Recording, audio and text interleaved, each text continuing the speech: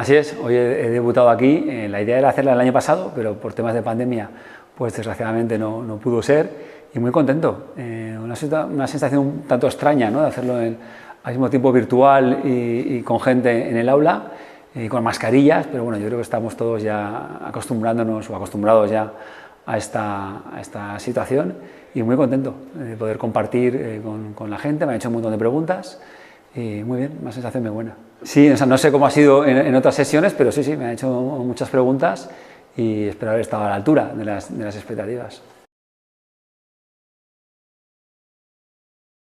Bueno, yo creo que tenemos una cierta responsabilidad con la comunidad empresarial, con la docencia y con el entorno que nos rodea. Nuestra compañía está creada aquí en Valencia, y entonces aquí en Valencia pues es más que en cualquier otro sitio. Y pues estas oportunidades pues las aprovechamos, y poder compartir nuestra experiencia y nuestras historias, pues en la medida que sean valiosas para los alumnos, pues nosotros encantados de hacerlo. TIBA es un transitario, un operador logístico. El símil que siempre funciona es el de la agencia de viajes. Somos una agencia de viajes, pero para mercancías, y ayudamos a exportadores y importadores en el transporte de sus compras o de sus ventas por el mundo, tanto por mar como por aire, por carretera también, pero un poquito menos. También tenemos toda una parte de gestión logística en almacenes, que sí que es relevante, y con un foco muy digital. Es decir, nuestro sector está en plena transformación, como casi todos, y la digitalización pues es quizá lo que acabe con algunos en mi sector, y una oportunidad para muchos otros, y así lo vemos, y por eso la parte digital para nosotros es muy importante. A ver, yo creo en mi entorno empresarial sí, porque al final estás ahí en el puerto y la comunidad portuaria lo tenemos muy claro, ¿no? Pero es verdad, yo creo que la ciudad vive un poco de espaldas al puerto.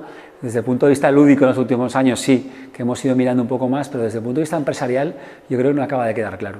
Las infraestructuras de transporte son grandes generadoras de riqueza en la zona donde están, pero un puerto lo es mucho más. El puerto de Valencia, que es muy importante, permite que las empresas valencianas exporten y lo hagan de forma muy competitiva. Por ello, tener un puerto que sea grande, que sea eficiente y que tenga servicios directos es muy importante. Es como el que vive en Madrid, que tiene un aeropuerto central y de ahí vuela directo a todos lados. El que tiene que hacer conexión lo tiene un poco más complicado. En el ámbito portuario es exactamente lo mismo. El puerto de Valencia tiene conexiones directas con casi todo el mundo, y eso hace que nuestras exportaciones sean muy rápidas y competitivas, pero nuestras importaciones también, que lo podamos hacer a menor coste. Por eso todos los temas de ampliación del puerto son súper importantes, ya no para el puerto o para la comunidad portuaria, sino para el tejido empresarial y en definitiva para el consumidor, que es el que se beneficia de esa logística eficiente que te viene por un puerto grande. Sí, para mí la revolución ha sido casi, te diría, la mediática.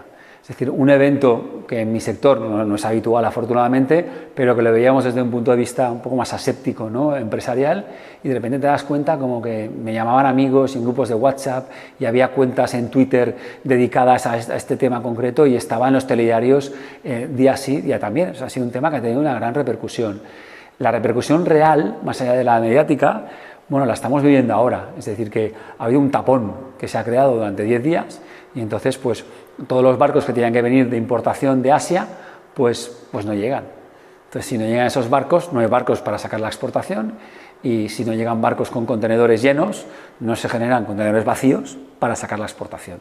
Y cuando llegan todos esos barcos, llegan todos de golpe, y la infraestructura pues no está preparada para tantos barcos en un espacio de tiempo tan corto. Entonces ahora, en estos momentos, hay congestión, y ahora sí, lo estamos viendo, hay una subida del precio del transporte derivada de ese evento, que confío que se regularice en breve. No, que emprenda, que se tire a la piscina. Yo creo que emprender, lo llevas dentro o no lo llevas dentro. O sea, te tiene que gustar. En mi caso, lo que decía antes, para mí emprender es resolver problemas, del tipo que sea. No los resuelvo logísticos, como decía, eso lo resuelve el equipo, que sabe muchísimo más que yo de cuestiones logísticas.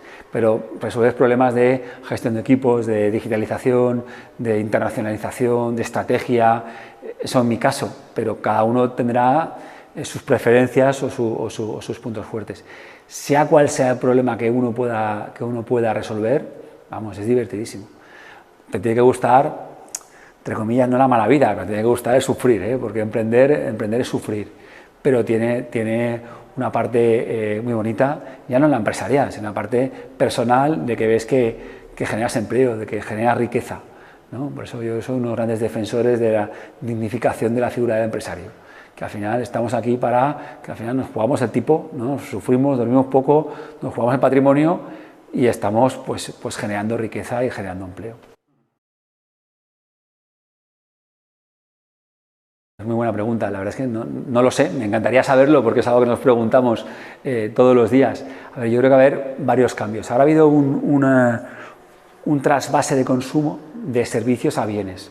Como no viajamos, como desgraciadamente tampoco nos dejan ir a comer ahora un poco más o a cenar, estas cosas, la gente se ha lanzado a comprar cosas para su casa, ¿no? Entonces yo creo que esto se revertirá en algún momento, cuando volvamos a hacer una vida normal, esto se revertirá.